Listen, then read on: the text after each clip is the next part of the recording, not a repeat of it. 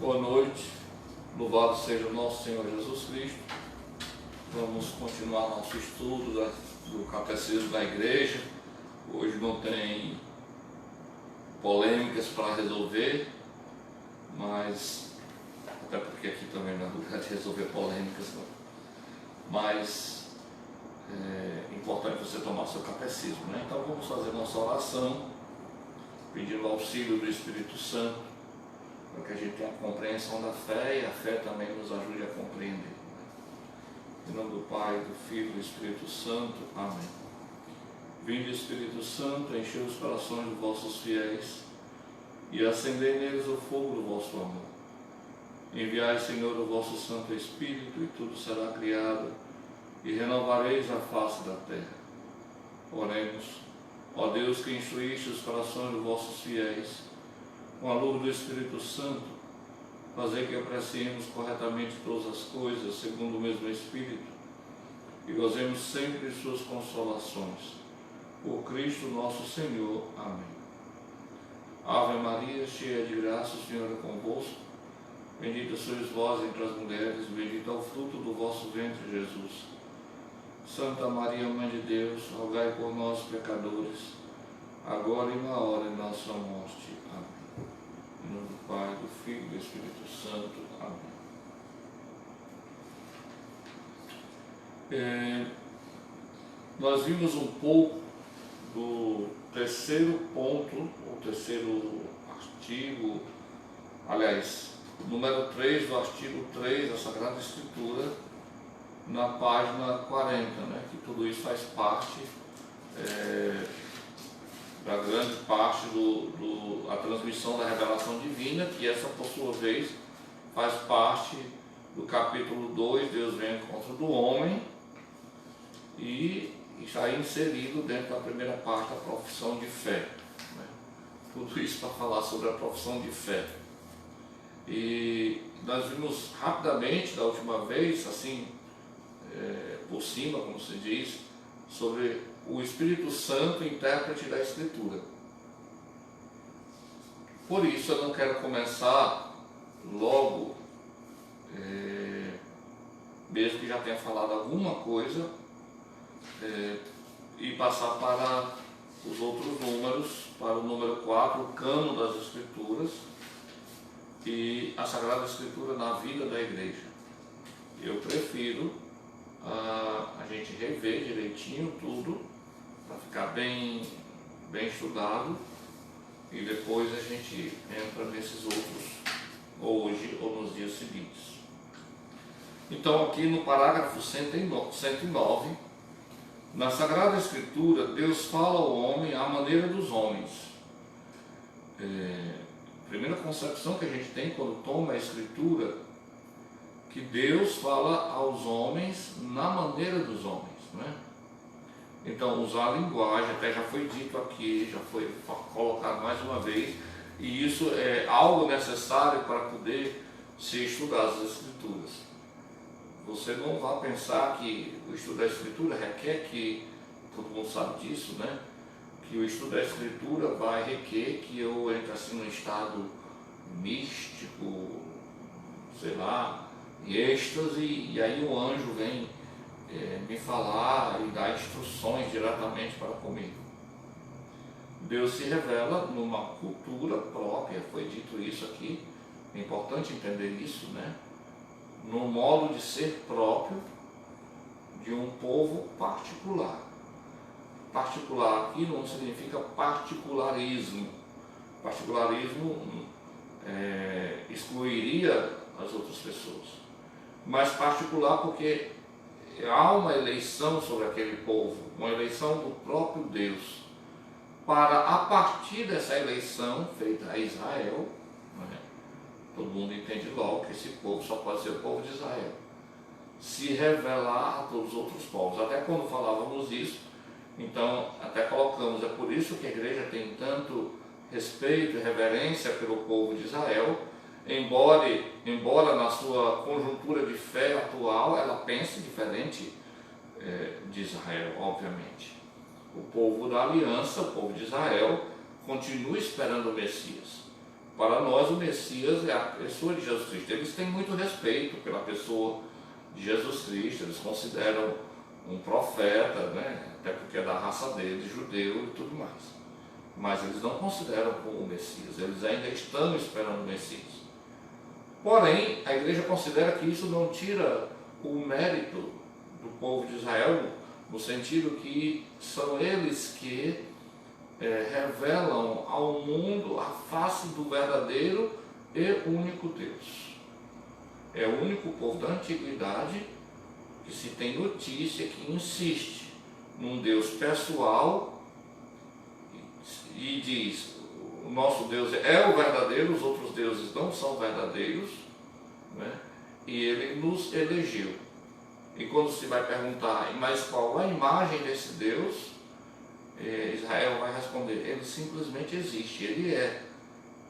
A imagem, se fizer uma imagem, define os traços. Você vê uma fotografia de alguém, uma pintura de alguém, aquele desenho é mais ou menos parecido com a pessoa, tinha tal cor de pele dos olhos, então define.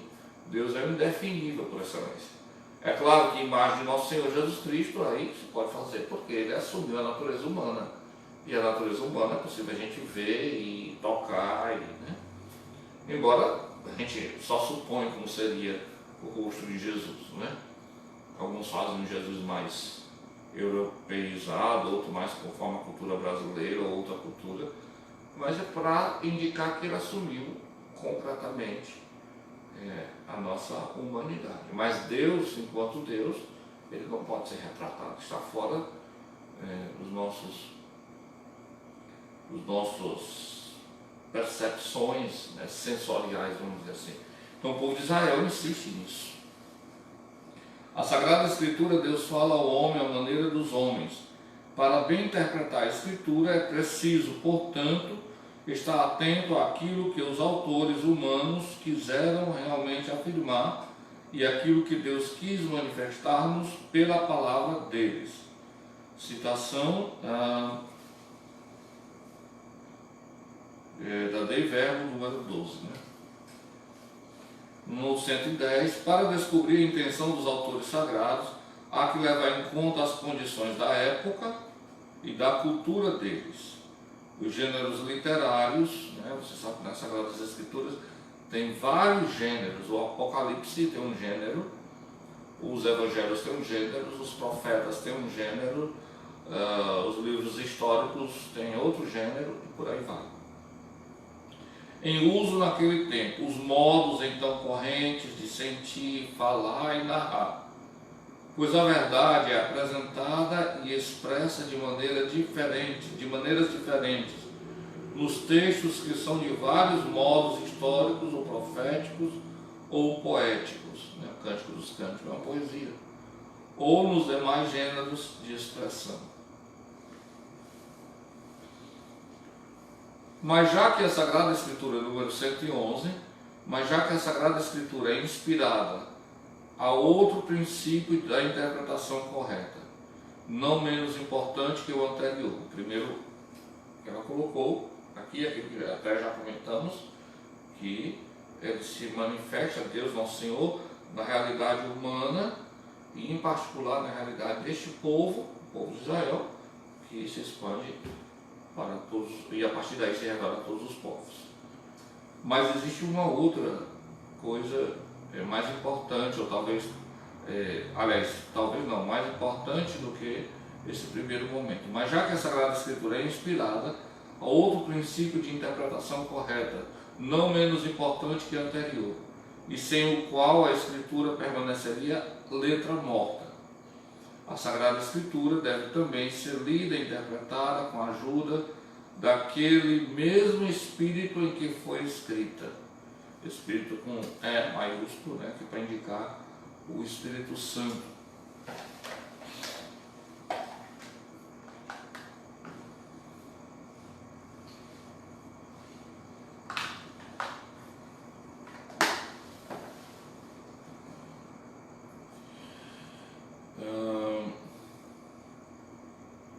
É uma citação de Lucas, né? Essa última passagem, Lucas capítulo 24, discípulo de Emaús. Bom, coração de Cristo, eu vou fazer uma citação dos Salmos, então, e de Santo Tomás de Aquino. O coração de Cristo designa a Sagrada Escritura, que dá a conhecer o coração de Cristo. O coração de Cristo designa a Sagrada Escritura, que dá a conhecer o coração de Cristo. Interessante essa expressão, né? O coração de Cristo designa a Sagrada Escritura, que dá a conhecer o coração de Cristo. O coração estava fechado antes da paixão, pois a Escritura era obscura, mas a Escritura foi aberta após a paixão, pois os que a partir daí têm a compreensão dela, consideram e discernem de que maneira as profecias devem ser interpretadas. É uma citação de São Tomás de Aquino, fazendo uma exposição dos Salmos e também comentando a passagem de Emaús. Então, o primeiro ponto, o primeiro critério para ler as Sagradas Escrituras é prestar muita atenção ao conteúdo e à unidade da Escritura inteira. Pois, por mais indiferentes que sejam os livros que a compõem, a Escritura é una em razão da unidade do projeto de Deus, do qual o Cristo Jesus é o centro e o coração aberto depois da sua Páscoa. A citação que eu li antes de Tomás de Aquino comentando esse primeiro critério de leitura da Escritura. Prestar muita atenção ao conteúdo e à unidade da Escritura inteira, não é? É verdade que a palavra Bíblia significa livros, né? A Bíblia, né? Vários livros, mas ela tem uma unidade, um pensamento que perpassa desde o primeiro capítulo do Gênesis ao último livro do Apocalipse. Diga-se de passagem que a igreja também crê que da disposição física dos livros agora, como estão, ela crê que isso também é, de uma certa forma, inspiração divina. Por exemplo, se você pegar a Bíblia TEB, né, que é uma tradução muito boa também, mas ela tem uma ordem diferente. Por que ela tem uma ordem diferente? Porque o Antigo Testamento, e você sabe que o Antigo Testamento é comum a judeus, católicos e protestantes, e ortodoxos também, né?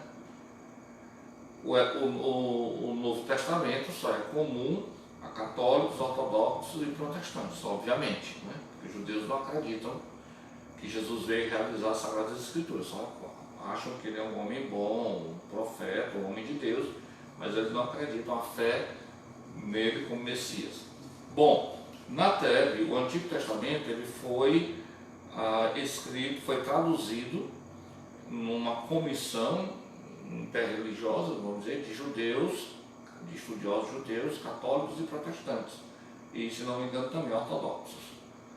Como a inspiração mais antiga do Antigo Testamento é dos judeus, então prevaleceu a maneira como os judeus organizam o Antigo Testamento. Por isso que a TEB tem no Antigo Testamento uma disposição diferente dos livros do Antigo Testamento.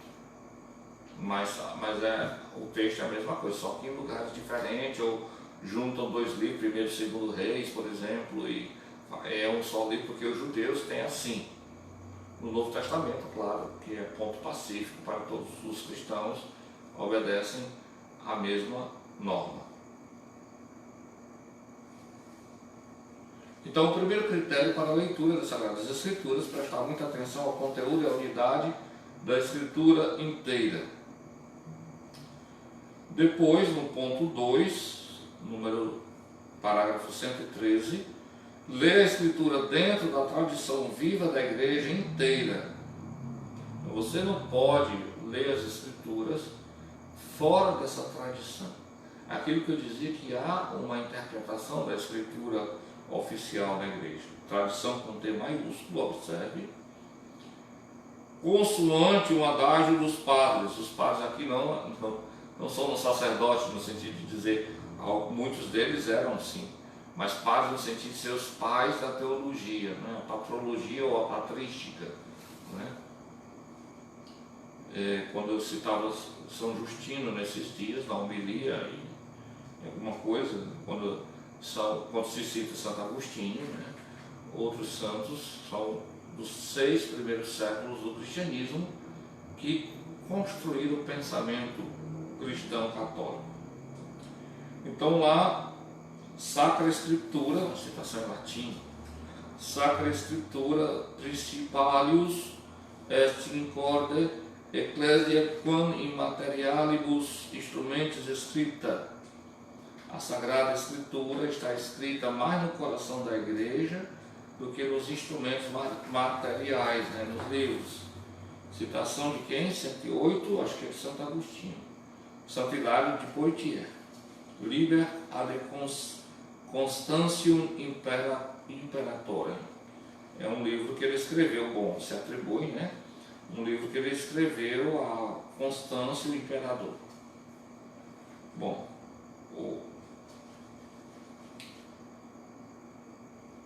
patrologia, citação da patrologia latina, né? Depois, continuando a nossa leitura, com efeito a igreja leva em sua tradição a memória viva da palavra de Deus, e é o Espírito Santo que lhe dá a interpretação espiritual da Escritura, segundo o sentido espiritual que o Espírito dá à igreja. Isso aqui só pode ser frase, obviamente, de São Jerônimo, né? Comentários em Epistulam Gálatas, na patrologia latina, né, também. São Jerônimo é um dos 4 grandes padres do Ocidente, né? Então, São Jerônimo está dizendo que é o Espírito Santo que nos dá o sentido da Escritura que ele mesmo colocou, né? Que nos dá a interpretação espiritual da Escritura segundo o sentido espiritual que o Espírito mesmo deu à igreja. Então, o segundo critério para a leitura da Escritura é ler dentro da tradição da igreja. Se você ler fora da tradição da igreja, sem saber o que a igreja diz e ensina, guardada o direito que todo fiel tem para usá-la como leitura pessoal, para fazer sua lexia divina e saber o que a palavra de Deus lhe diz pessoalmente, né? Isso aí é de fórum interno. Existe uma tradição oficial. É por causa de abandonar esse critério, né? Aqui Lutero, com aquela história de sola escritura, quer dizer que qualquer interpretação que eu der, que eu tirar da Escritura, é válida.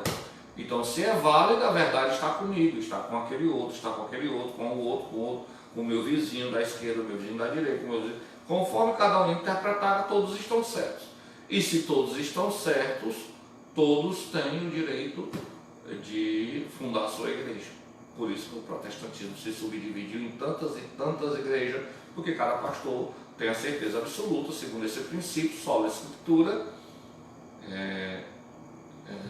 de interpretar o seu modo. Enquanto que na igreja católica, a igreja reconhece o direito do fiel rezar com a Escritura, obviamente, e se deve rezar com a Escritura, talvez algo muito esquecido nos dias de hoje, mas sabendo que existe uma autoridade central e acima de todas, que é o magistério da igreja, que se põe a servir o magistério junto com o Papa, os bispos unidos ao Papa, já explicamos isso, que se põe a serviço da tradição e da Escritura para ensinar oficialmente o que se deve entender nas Sagradas Escrituras. Nós temos, na verdade, isso pode parecer uma imposição, mas o magistério é uma segurança de não erro. Para o asseguramento do magistério tem algo muito parecido com o sacramento da ordem, pelo menos eu pareço. Eu entendo assim ou penso assim. Por exemplo, o sacramento da ordem, de onde é que se deduz o sacramento da ordem? Onde é que está explicitamente a palavra ordem, que Jesus mandou ter sacerdotes? Bom, explicitamente assim também não tem. Mas Jesus, na última ceia, ele disse para os seus apóstolos e seus sucessores e colaboradores, porque os presbíteros são colaboradores dos bispos, que são sucessores dos apóstolos, e apenas um dos bispos é o sucessor do apóstolo Pedro, o bispo de Roma, né? Como já explicamos também. Então ele, na noite da última ceia, ele tomou o pão e deu graças, tomai e comei. Tomou o cálice, deu graças, tomai e bebei. Fazer isto para celebrar o meu memorial. Quer dizer, ele dá uma disposição, uma ordem, né? Por isso o sacramento é o sacramento da ordem, porque é óbvio e claro que se ele manda fazer, ele dá também o poder de fazer. Seria incoerente se ele mandasse os apóstolos fazerem algo e não desse o poder subsequente para poder fazer aquilo que ele pede. Assim também do magistério da igreja. Se Jesus disse aos discípulos e disse principalmente a Pedro: confirma a fé dos teus irmãos, né? Ensinar e pregar, né? A infalibilidade papal e o magistério da igreja se baseia nesses textos, né? De confirmar a fé dos irmãos. Ora, para eu confirmar a fé de alguém, eu preciso ter base para isso. Então, é entendido que Deus, Jesus ali concede à sua igreja, aqueles que estão responsáveis de confirmar a fé, os bispos em união com o Santo Padre. E aqui eu estou contemplando o magistério, não só o magistério específico do Santo Padre, que já é outra história também, dentro dessa grande história, né? Então, não teria sentido mandar alguém ensinar matemática se eu não pressuponho e nem dou os meios da pessoa ensinar matemática, se eu não sei se ela sabe matemática, né? Então, da mesma forma, Jesus manda ensinar, então ele tem que também prover esse ensino, obviamente. Claro que para se manter fiel a esse ensino tem critérios na igreja, não é? Que se mantenha fiel à doutrina, que Jesus é o Messias, que ele se encarnou no seio da Virgem Maria, bom, tudo isso.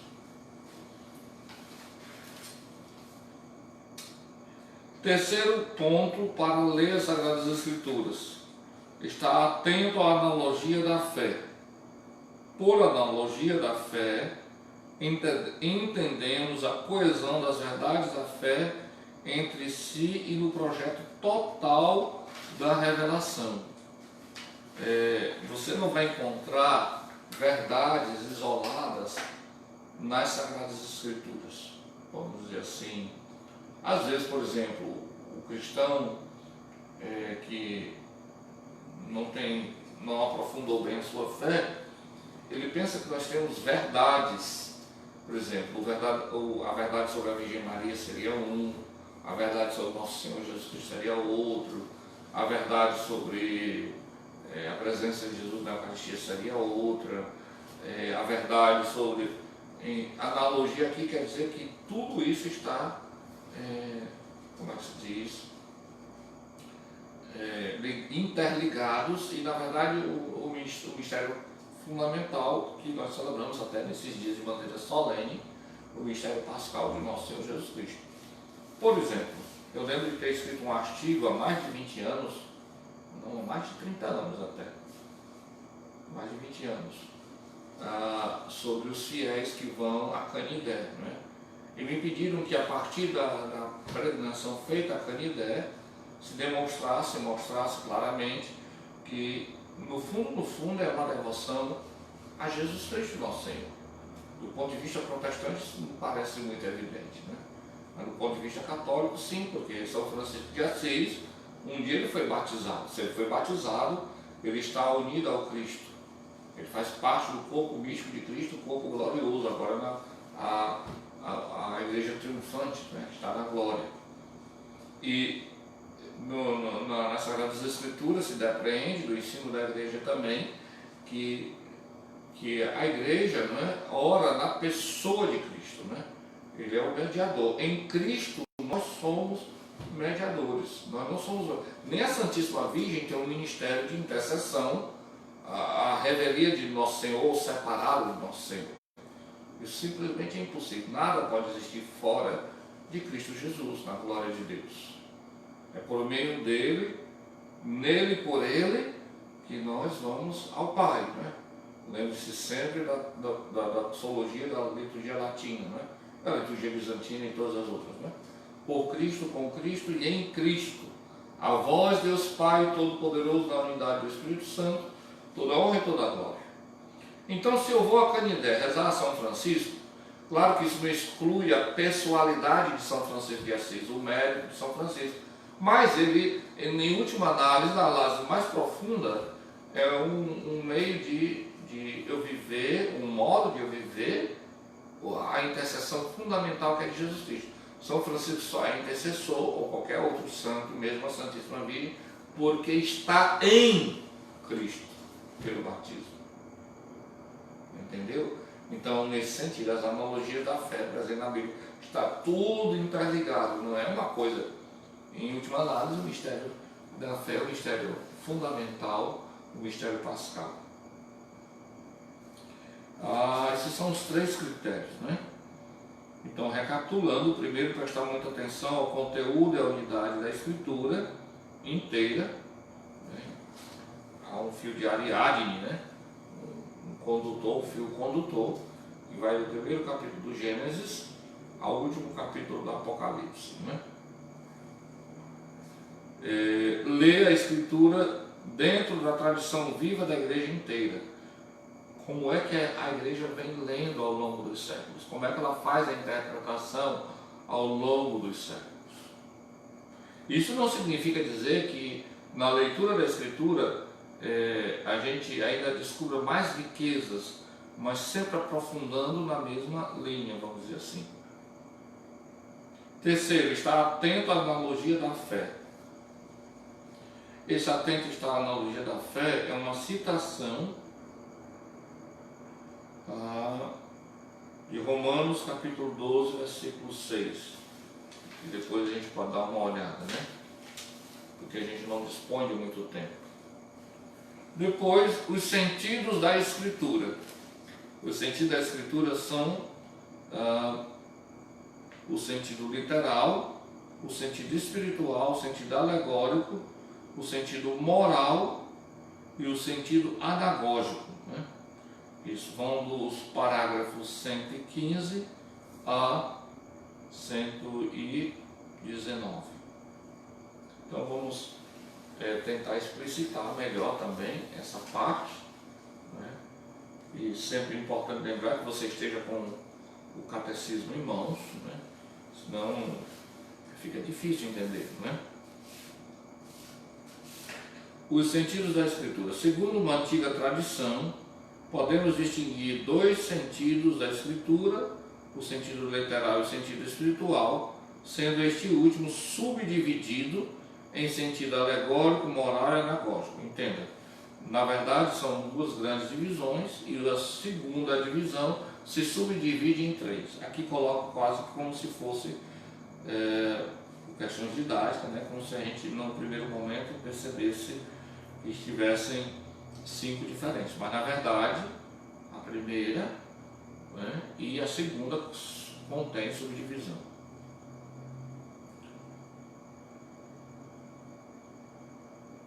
A concordância profunda entre os 4 sentidos garante toda a sua riqueza à leitura viva da Escritura na igreja. A concordância entre 4, né? Entre eles garante toda a sua riqueza, a leitura viva da Escritura na igreja. O sentido literal, né?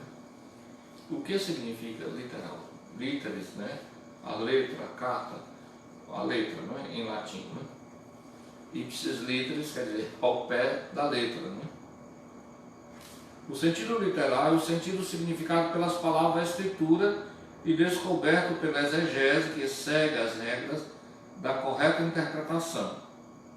Omnes sensus fundatum super literalem. Todos os sentidos das Sagradas Escrituras devem ser fundados no literal, em primeiríssimo lugar. São Tomás de Aquino, né? A citação de São Tomás de Aquino. Agora, como é que se explica isso? Por exemplo, quando nós estamos no tempo do Advento, só para dar um exemplo aqui que me veio à mente, não é? Porque, como eu disse, essas aulas são improvisadas, são, claro, são preparadas antes, não é?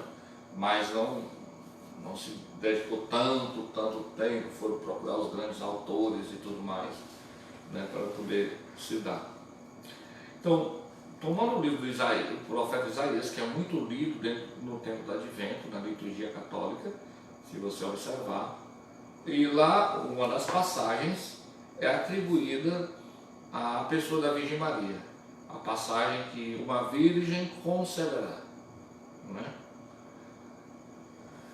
Nossa Senhora concebeu seu filho virginalmente, e é virgem antes, durante e depois do parto, né? Por isso os cristãos, tomando o livro do profeta Isaías, e não se esqueça nunca que tudo vem de Israel, né? Onde Deus se revelou em primeiro lugar, e daí a todos os povos, eles lendo essa passagem da Escritura e sabendo que a Virgem Santíssima concebeu virginalmente, aplicaram a pessoa de Maria. Porque virgem aí, a virgem conceberá, lá no profeta Isaías, né? A exegese, o que é exegese?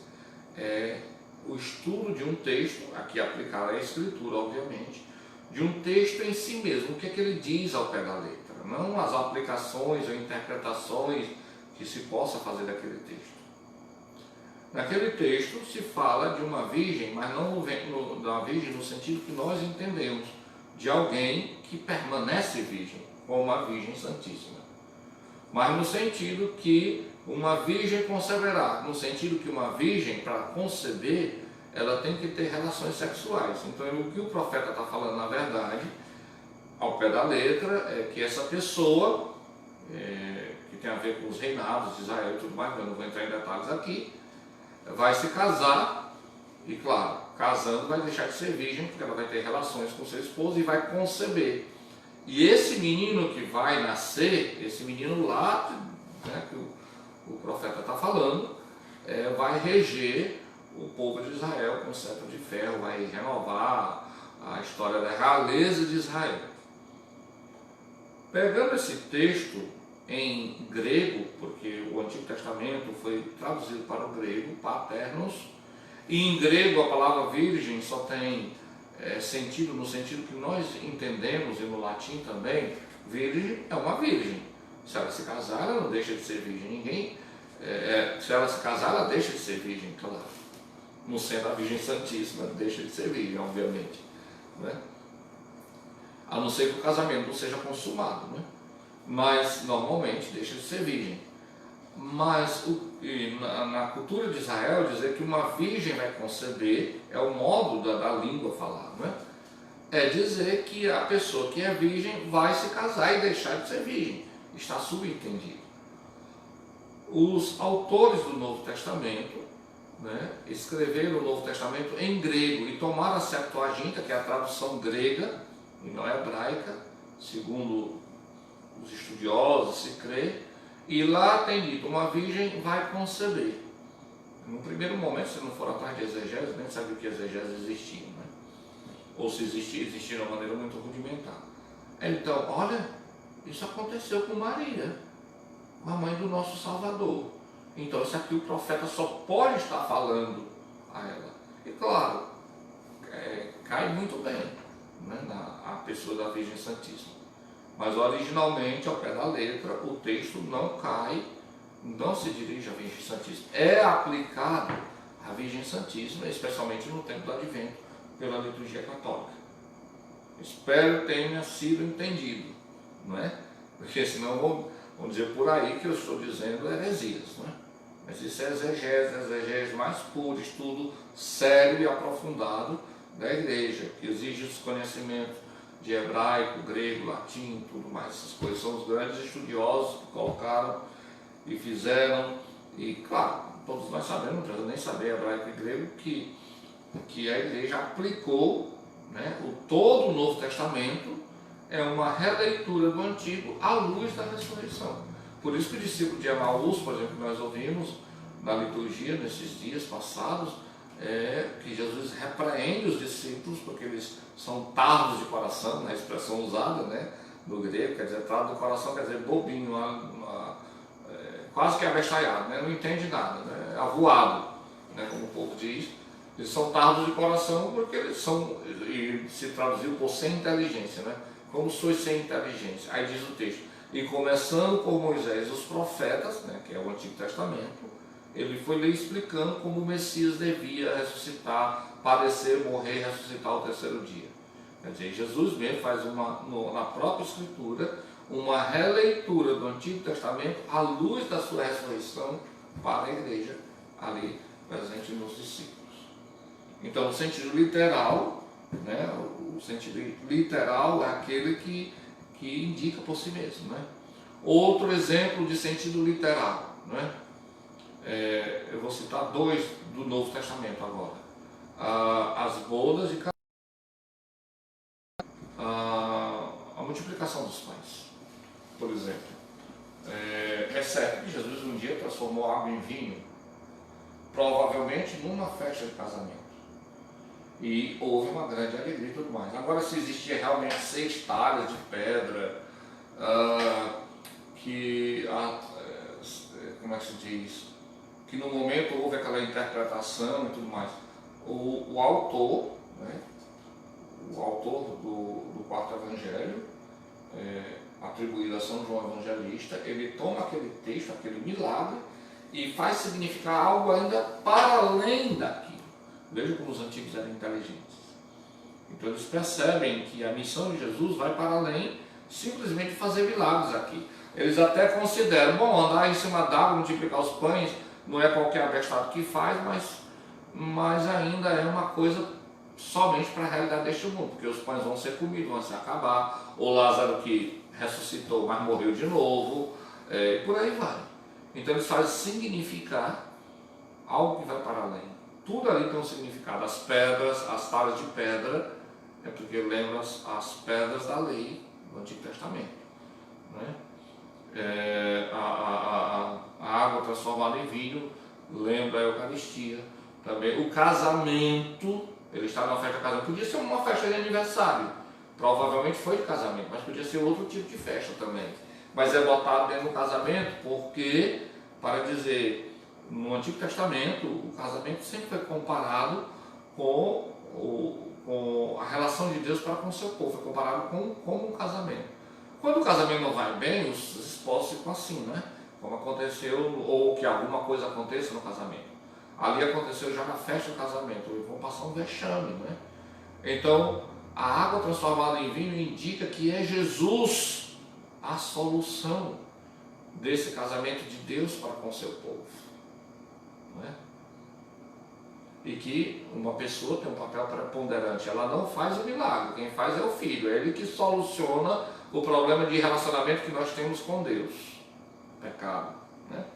Mas ela tem um papel preponderante nessa história, que é a Virgem Santíssima. Façam o que ele vos disser. Entendeu o que é sentido literal, ao pé da letra? Sentido literal, aí no caso das bodas de Caná, é considerar, pode ter sido ninguém conseguiu provar até agora, o mais provável é que tenha sido uma festa de casamento realmente, né? Mas podia lá ter 4 talhas, lá podia ter 12 talhas, lá podia ter uma talha, mas é colocado 6 talhas, né? Porque quer indicar que 6 talhas é o número da imperfeição e lembra a antiga lei, a lei que foi escrita em tábuas da lei, né? E aí elas ficam cheias de vinho. Vinho é o sinal da plenitude da alegria lá no Antigo Testamento. O coração humano do homem se alegra com o vinho, diz o Antigo Testamento. Né? Então é ele que vem completar esta lei, tornar plena esta lei. Aí já entra no alegórico. Entendeu? Bom, vejamos aqui outros exemplos também no Novo Testamento, como eu ia dizendo, a multiplicação dos pães. E multiplicação dos pães aconteceu mesmo, houve um milagre. Não é como certos pregadores saíram por aí dizendo, não, cada qual levou seu farnel. Aí na hora fez a pastilha. Bom, a multiplicação dos pães realmente aconteceu. Agora, se foram 2, é outra história. Você já observou que tem 2 multiplicações de pães? Quer ver? Procure. Uma sobra 7 cestos, a outra sobra 12. Vamos para que sobrou 12. 12 não diz alguma coisa, não. É muito interessante. 12 são as tribos de Israel. 12 são os apóstolos do Messias. E o modo como ele toma o pão, ele manda todo mundo sentar-se ao redor, como se estivesse numa mesa, mas sentar na grama, né, em grupos de 50, não é? E aí ele toma o pão, partiu, dá graças e distribui. Esse é o gesto da ceia judaica, onde o pai de família celebrava a ceia judaica, e é o gesto, consequentemente, da Eucaristia. Então eles viram ali, na multiplicação dos pães, que já era algo estupendo por si mesmo, como eu disse, não é qualquer dia que aparece um abestado, não que você seja abestado, mas um abestado que inventa de fazer multiplicação de pães, né? Não é para qualquer um, que eu quero dizer. Mas, mesmo que seja um sinal estupendo, eles querem dizer alguma coisa, colocando tudo isso. Pode ser que tenha sobrado só um cesto, pode ter que não tenha sobrado até nenhum cesto, pode ser que tenha sobrado 20 cestos, 5 cestos, mas ele também tem 5 pães e 2 peixes, né? A palavra 5 te lembra alguma coisa? Né? Então, o que ele quer dizer fundamentalmente é uma catequese. Quem é o fundamento da igreja? Ou o fundamento do povo de Israel e do novo Israel? O fundamento do povo de Israel são as 12 tribos. O fundamento da igreja são os 12 apóstolos, a união com o Papa, nós acabamos de ouvir. Qual é o ato fundamental que faz a igreja ser igreja? Eucaristia. Ou também na menina lá que morre, não é? Quantos anos a menina tem? 12 anos. E aí, quando é que o judeuzinho ficava adulto? 12 anos. Eu assisti até uma celebração dessa no templo de Jerusalém, na esplanada do templo lá em Jerusalém, né? Muito bonita a festa, eles tocam tambor e dançam e tocam harpa, muito bonito mesmo, realmente. E a menina está morta, ela se levanta e Jesus manda dar de comer, e manda dar de comer e nem pergunta se ela está com fome. Você não prestou atenção nisso? Como é que ele sabe que quem morre tem fome? Não é? Que sentido tem? A igreja adulta, que foi ressuscitada pelo batismo, porque pelo batismo nós participamos de Jesus Cristo, nós estamos em Jesus Cristo, se alimenta da Eucaristia. Ela manda dar de comer, porque está na hora dela comer, porque ela precisa viver. A igreja, viu? No mistério da ressurreição da menina, ressurreição entre aspas, porque morreu de novo, Talita cum, né? Levanta-te, menina.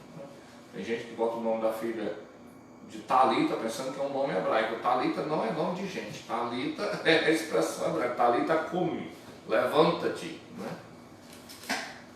É a mesma coisa de Malaquias. Né? Malaquias não é nome de gente. Malaquias é o mensageiro, né? O anjo, o mensageiro.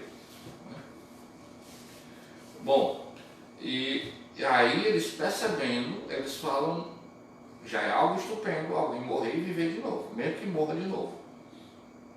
Mas eles percebem que ali dá um sentido mais profundo, né?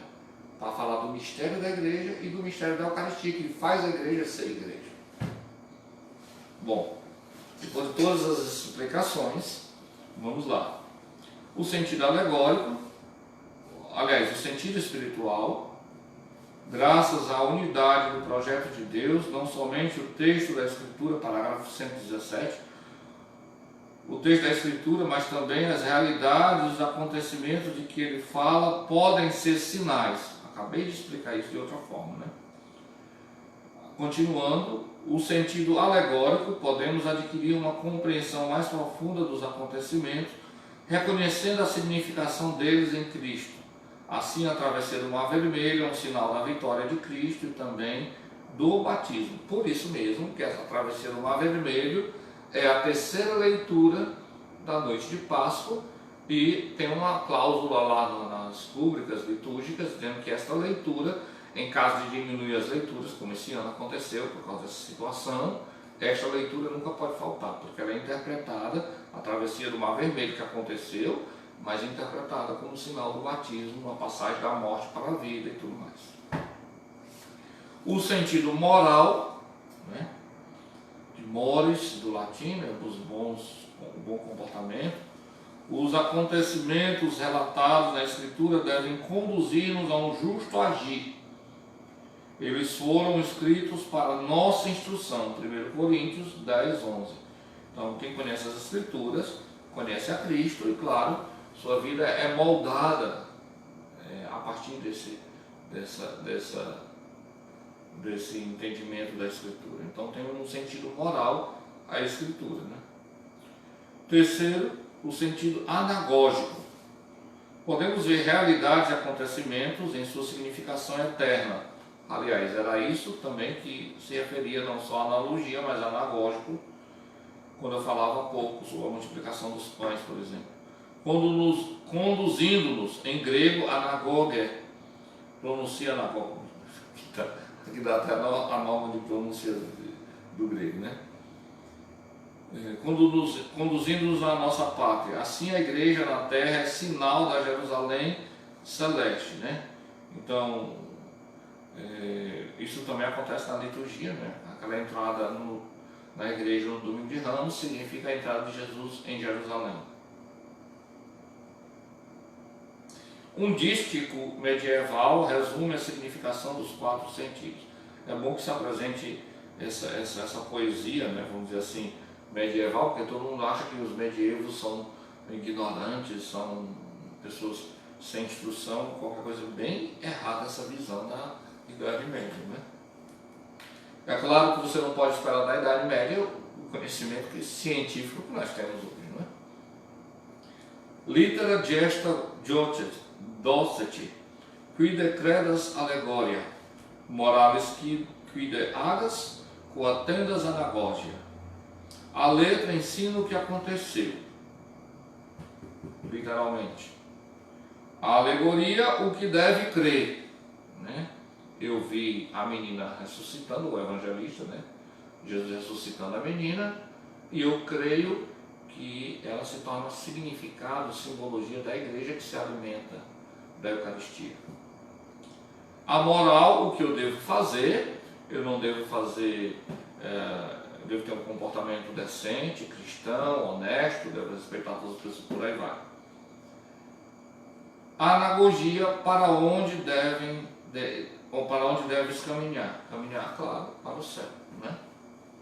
É dever dos exegetas esforçar-se dentro dessas diretrizes por entender e expor com maior aprofundamento o sentido da Sagrada Escritura, a fim de que por seu trabalho como que preparatório amadureça o julgamento da igreja.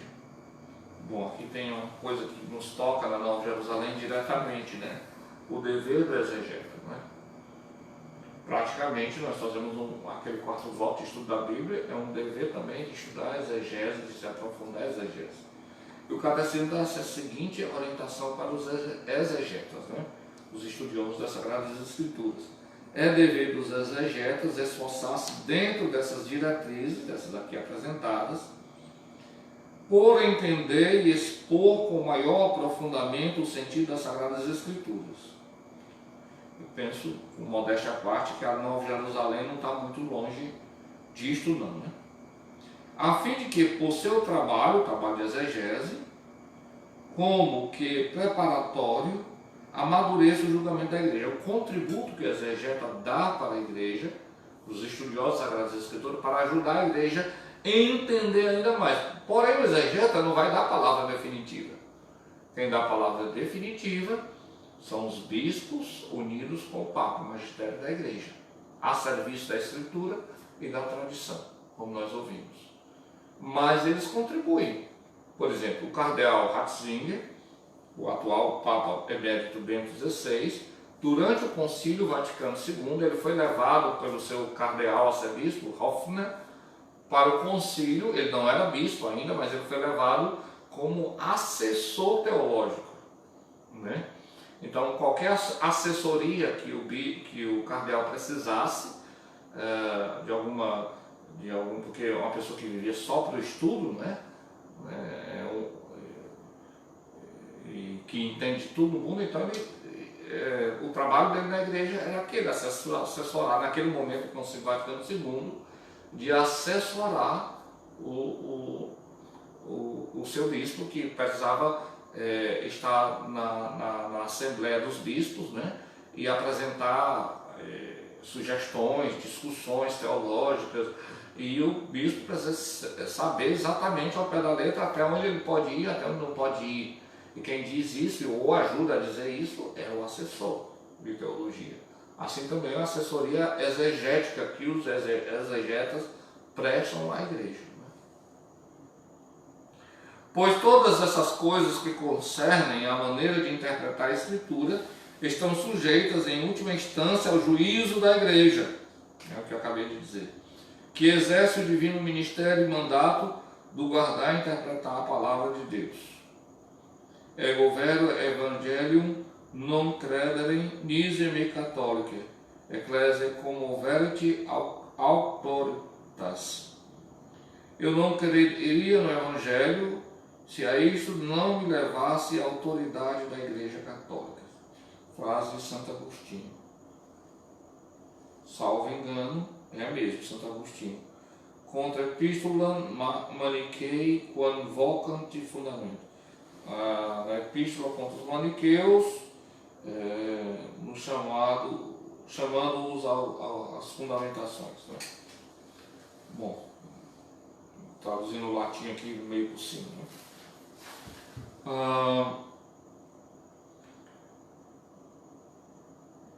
O que ia colocar mais? O que poderíamos colocar? Então, esse serviço dos exegetas está a juízo da igreja, inclusive nas primitivas estatutos e constituições da Nova Jerusalém, sobre o estudo da Escritura. Eu me lembro que tinha colocado explicitamente, depois o arcebispo de Fortaleza achou melhor, que não precisava colocar e tudo mais. O padre quis fazer questão, mas preferiu seguir a orientação de Dom Aloysio, na época. Dom Aloysio foi o primeiro bispo que aprovou os estatutos da Nova Jerusalém. Né? Dizia assim de uma maneira até muito simples, né? O padre às vezes gostava de falar assim, de uma maneira mais explícita e mais simplesmente. Se o exegeta, estudando a Escritura, isso para ele falar de obediência, claro que agora está presente o termo obediência ao que a igreja diz, mas de uma maneira mais clássica, erudita, né? E o nosso padre fundador, apesar de ser muito erudito, mas no desejo de se fazer entendido, ele colocava as coisas às vezes em termos muito simples. Então ele diz assim, ele dizia na primitiva estatuto, na primitiva Constituição da Nova Jerusalém, se algum dia você, como estudioso das Sagradas Escrituras, perceber alguma coisa do estudo das Escrituras que não parece muito assim presente no ensino da igreja, e isso também está dentro do contexto dos anos 80, quando Leonardo Boff foi calado não que a gente tivesse a Nova Jerusalém ou o Padre Caetano estivesse seguindo a teologia da libertação ou naquele modo, mas porque está dentro desse contexto, dessa situação naquela época, né? Então, se você achar que descobriu ou que entendeu alguma coisa para além, ou mesmo de alguma coisa que a igreja não percebeu no estudo das Sagradas Escrituras, e se a igreja te diz, olha, cale, isso aqui não tem nada a ver e tudo mais, obedeça. Obedeça, porque aí não é problema mais seu, da igreja e de Deus, os dois se entendam, fique na paz. Ele diz desse sistema, fique na paz, fique tranquilo, continue rezando, fique na paz, levando a sua vida contemplativa e de estudioso, e deixe que a igreja, se for de Deus, aí ele usa o termo da Escritura também, né, de Gamaliel, né, que nós ouvimos na semana passada, se for de Deus, Gamaliel exortando, né, cuidar para não estar movendo guerra contra Deus, né, então, deixa esses homens aí pregar a ressurreição, né. Se for de Deus, fica, se não for, vai passar. Né? Gamaliel faz uma lista de pessoas que se apresentaram como Messias. Né? Então, o Padre Caetano, parafraseando, diz a mesma coisa. Se for de Deus, não se preocupe, não fique agoniado com isso. Se for de Deus, fica, se não for, passa. Então, não tem porquê, obedeça pura e simplesmente. Não teime, a expressão que ele diz.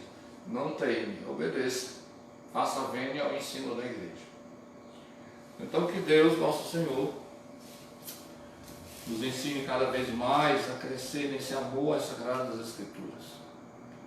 Eu Para terminar, eu diria uma coisa muito interessante aqui na nossa paróquia, São Paulo Apóstolo, aqui de Mossoró. Nós temos todos os motivos para estudar as Sagradas Escrituras ou para conhecê-la de uma maneira mais profunda. Meu povo padece por falta de conhecimento, diz o Padre Caetano, né? E por que temos todos esses motivos? Primeiro, que a paróquia é administrada por padres que se dedicam ao estudo das Sagradas Escrituras. Vez por outra nós oferecemos cursos bíblicos, vez por outra não, quase sempre, não é? Segundo, nós temos o padroeiro São Paulo Apóstolo, ele que é um dos principais protagonistas, depois do Espírito Santo, obviamente, do Novo Testamento.